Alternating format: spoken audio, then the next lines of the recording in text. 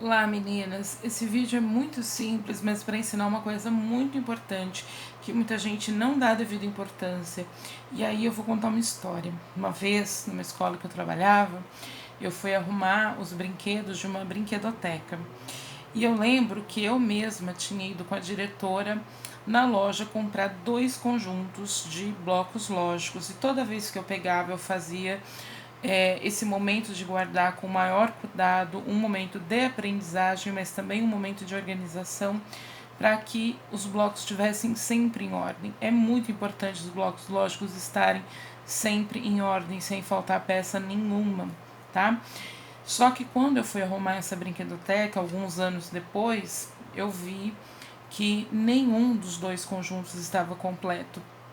Inclusive, juntando as 2 caixas, eu não conseguia formar uma completa. Aí eles viraram só blocos de montar mesmo, né? Sendo que se eu tiver esse conjunto completo, eu posso brincar tanto como blocos de montar livremente, como também com as propriedades das peças, que é a intenção dos blocos lógicos, né? Então eu resolvi fazer esse vídeo para vocês verem como é simples.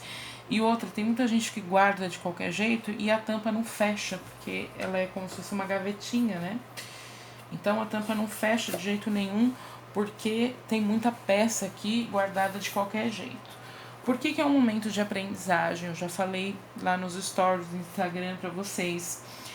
Porque você vai pedindo para as crianças trazerem as peças, e se elas não encontrarem a peça, elas vão procurar. Isso é um desafio que elas gostam muito.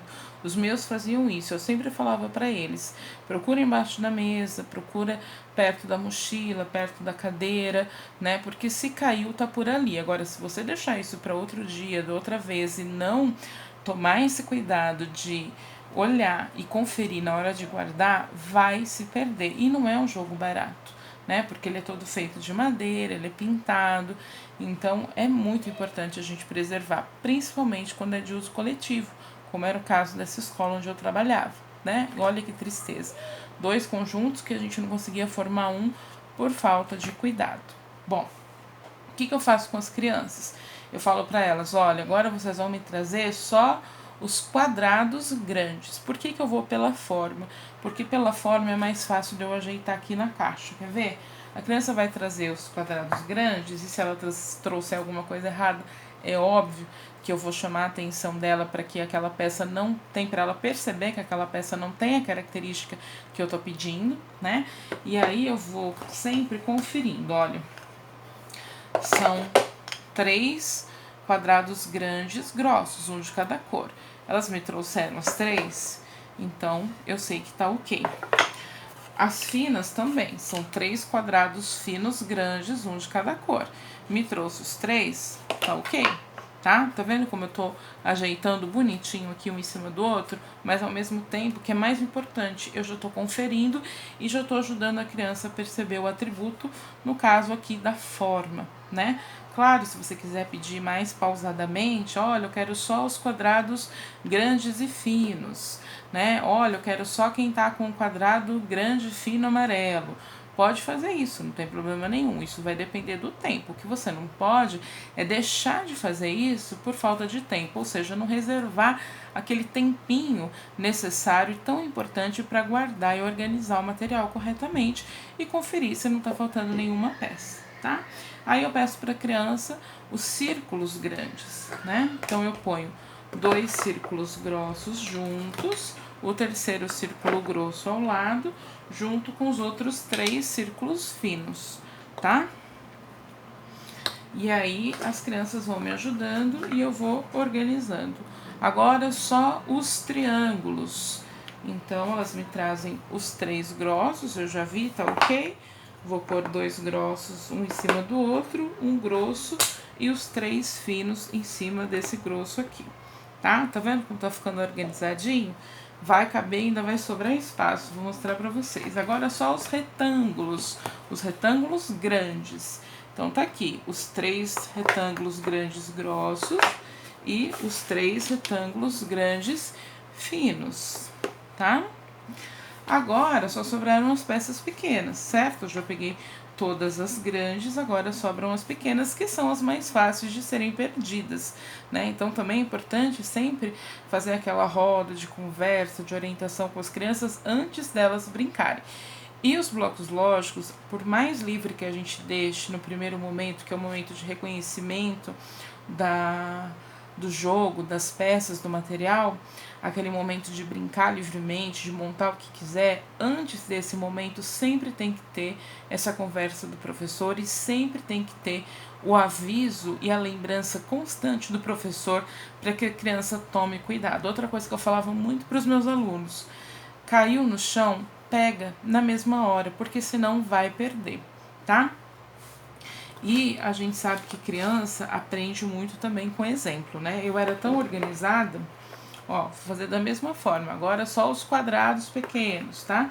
E aí eu coloco dois grossos, depois do outro montinho, um grosso e os 3 finos. Eu era tão organizada, eu gostava tanto de arrumar os materiais coletivos, que as minhas próprias crianças acabavam brincando de organizar no final da aula. Claro que não todos, né? Mas aquelas meninas que gostavam mais de imitar a gente, enfim. E é uma maneira mesmo de eles aprenderem, né, a serem organizados e saberem que organizando você vai ter sempre o material quando você precisar. E eu fazia muita questão de falar isso para eles. Vocês podem imaginar a minha decepção o dia que eu fui buscar, né?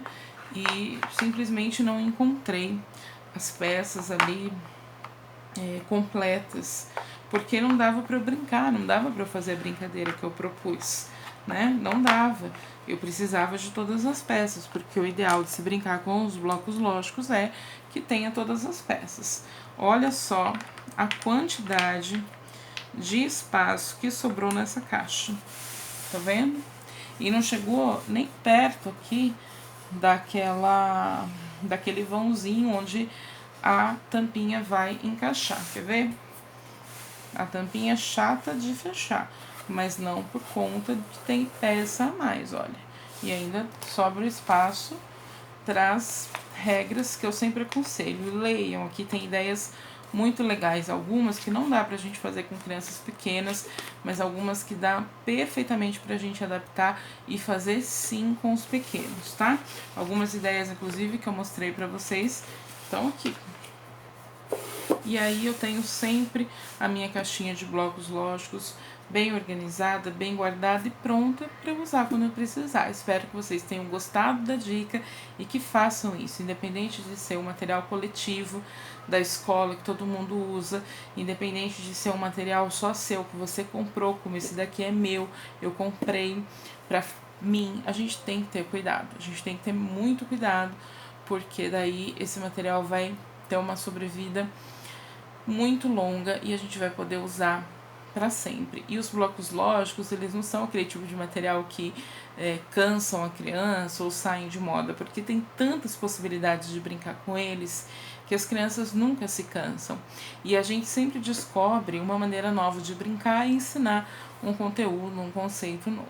Então, aproveitem os seus blocos lógicos e se tiverem alguma dúvida, quiserem alguma sugestão, pode escrever nos comentários e a gente vai trabalhar junto em buscar formas mais adequadas de você trabalhar com os seus pequenos, com os seus maiores. Eu tenho certeza que todos eles vão gostar e os blocos lógicos vão ajudar em muitas questões. Espero que vocês tenham gostado. Beijinho e até a próxima.